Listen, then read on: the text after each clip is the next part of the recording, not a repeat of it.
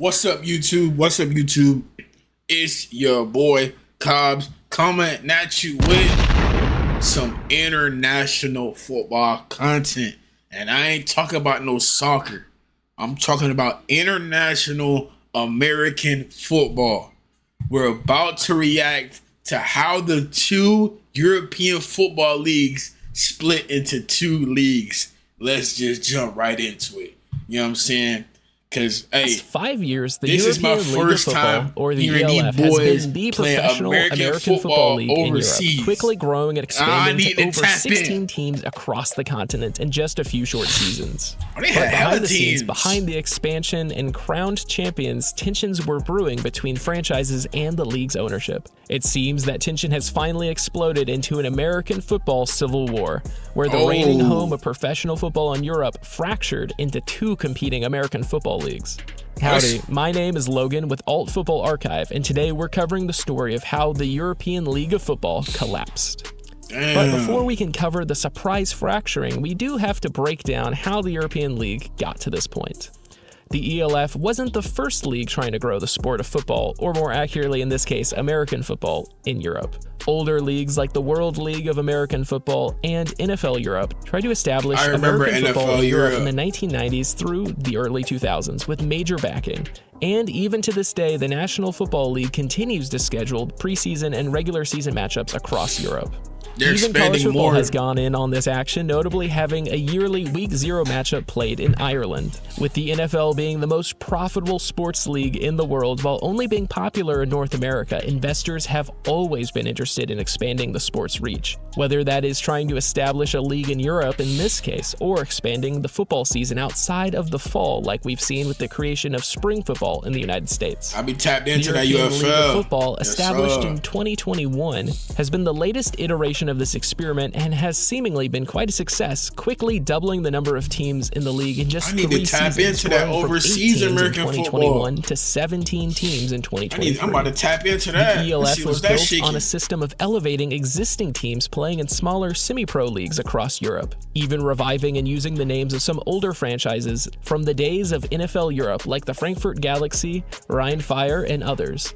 Because of this structure, the league operates under a very centralized power structure, with the league office having almost full control over decisions that the individual teams will have to follow. Tensions began to grow behind the scenes between the franchises and league ownership. The cracks were beginning to form. The clubs were growing tired of having such little say in how the league was run. They wanted greater transparency as disagreements arose around financial support and revenue distribution, and teams that dominated and committed. Motherfuckers wasn't sharing that cake. They wasn't sharing that slice of pie equally. That's crazy. Can't do that. To a high quality of play on the field, were growing tired of playing against mercenary squads from franchises they deemed as not being as committed. They worried the frequent and uncompetitive blowouts that were becoming commonplace were hurting the perception and competitive quality of the league and their teams by association. Oh, so the teams that was taking shit serious was getting pissed off by other teams that was basically coming out there playing like this goddamn backyard football. And the team that was taking shit serious was blowing them boys out to the point where that shit wasn't even being fun to watch anymore. I'm starting to see, yeah. In 2025, these tensions came to a head when 11 of the top-performing franchises in the European League of Football allied together and demanded that changes be made to address these problems. Otherwise, they would be splitting. Conversations initially seemed to be fruitful, but unfortunately, with the European League of Football's leadership being too slow to adjust, the Association of Teams made their separation official and rebranded themselves under the new name, the European Football Alliance, or the EFA. A second round of talks occurred between the ELF and the newly formed EFA, with hopes that they could recombine for the 2026 season. But these talks failed as well when the ELF couldn't meet the EFA's standards for transparency. With their separation now official and talks have cooperation between the European League of Football dead in the water, discussions began around how this new league would be structured. All the parties agreed that a far too centralized power structure was one of the primary reasons for their separation. But even here, sides were forming. Two opposing views emerged. On one side was a faction of teams that wanted to follow a club-owned model, where team-specific leadership had a greater say in how the new league would be ran, with all teams having equal say in decision-making. Yeah, it's like the NFL. On the other side was a faction of teams that wanted to take on a more investor-centered structure, where the financial decision-making would be separate from team leadership that would focus just on the football side of the operation. One side prioritized decentralized control, while the other prioritized financial backing and stability. Eventually, these competing viewpoints led to a second split, where a number of teams separated themselves from the club-centered European Football Alliance to form the investor-centered American Football League Europe, or AFLE. This is where we stand today, with two competing leagues set to battle for viewership and support starting in late May. Now that the sides are set, let's break down which teams will be playing in which league. Starting with the European Football Alliance, they will be kicking off their inaugural season on May 15th with 6 teams. Oh, that shit already started. The Frankfurt Galaxy playing in Frankfurt, Germany. The Munich Ravens playing in Munich, Germany. The Paris Musketeers playing in Paris, France. The Prague Lions playing in Prague, Czech Republic. The Raiders Tyrol playing in Innsbruck, Austria. And the Nordic Storm playing in Copenhagen, Denmark. The EFA also has plans to expand to 8 teams with the addition of franchises in London, England, and Milan, Italy in 2027. It is also worth noting that despite being announced early on as being part of the EFA, the Madrid Bravos unfortunately have ceased operation and will not be playing in 2026. This is especially sad news for me since they were the team I was rooting for, with Houston Roughnecks legend Reed Sinnett playing as their QB last season, setting a passing record for the European League of Football. Although I will have to say, as I'm writing this, I'm realizing as an Aggie, between the Madrid Bravos and the San Antonio Toros of the CFL, I really need to watch how many cow-based teams I'm rooting for. Separate from all of that, on the other side, the American Football League Europe is set to kick off their inaugural season on May 23rd with 8 teams. The Rhein-Fire, based in Dusseldorf, Germany. The Vienna Vikings playing in Vienna, Austria, the Berlin Thunder playing in Berlin, Germany, the Panthers Wrocław playing in Wrocław, Poland, and to round out the 8 teams are 4 newly formed franchises.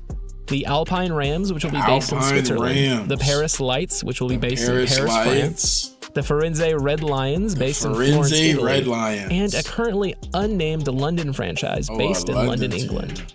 Howdy, this is Future Logan doing the recording. There is some news that came out, so I wanted to update this.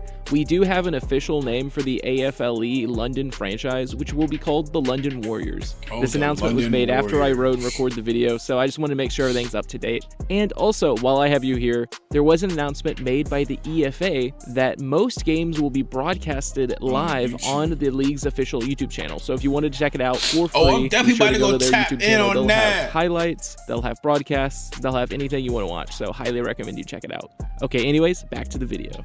There are still a few ELF teams currently still listed with the original league, but with no announcements made around an official future season. The future of teams like the Stuttgart Surge, the Hamburg Sea Devils, the Cologne Centurions, and the Helvetic Mercenaries are still up in the air. The Helvetic Mercenaries this split marks a big I'm change in the landscape of American football in Europe, with many teams now finding themselves competing against other teams, not just on the field, but league to league to capture attention of their fans. It seems like alternative football is constantly changing, with startup leagues appearing and branching off everywhere you look. The question is, can this competition lead to stronger support for teams, or will separating attention between 2 leagues do more harm than good for growing these leagues? Let me know your thoughts in the comments below, and if you're someone who's been following... I'm not gonna lie, I feel like eventually them boys gonna merge. It's gonna be like some, I don't know if it's gonna be like some on some like NFL type like level. It's never gonna. I'll never say never, because anything can fucking happen. But like eventually, if they merge, it's gonna be what, 16, probably like 16 or like 18 teams. So that European American football gonna get jumping, boy. Tap in right now. European football, and you noticed any information I may have gone wrong, be sure to let me know in the comments. I'm always open to correcting any mistakes to ensure I'm able to present the most accurate information possible. And with the fluidity of the situation and different leagues claiming different teams and different announcements, catching up on all the information has certainly been a process. In addition to this, I do want to note that the EFA is headquartered in Europe, but while the AFLE is headquartered in Europe, the business side, the investor side of the organization is a US company with US investors. So that is certainly an interesting dynamic that may play into a difference of how these leagues structure and market themselves. But with all that said, if you're interested in alternative football, whether it be in the United States or abroad, be sure to subscribe to the channel and stay up to date. And also let me know what leagues I should cover next. And with all that said, if you have gone this far in the video, I want to thank you for watching. It means a lot to make it this far and to support the channel. Had to tap in on some international American football.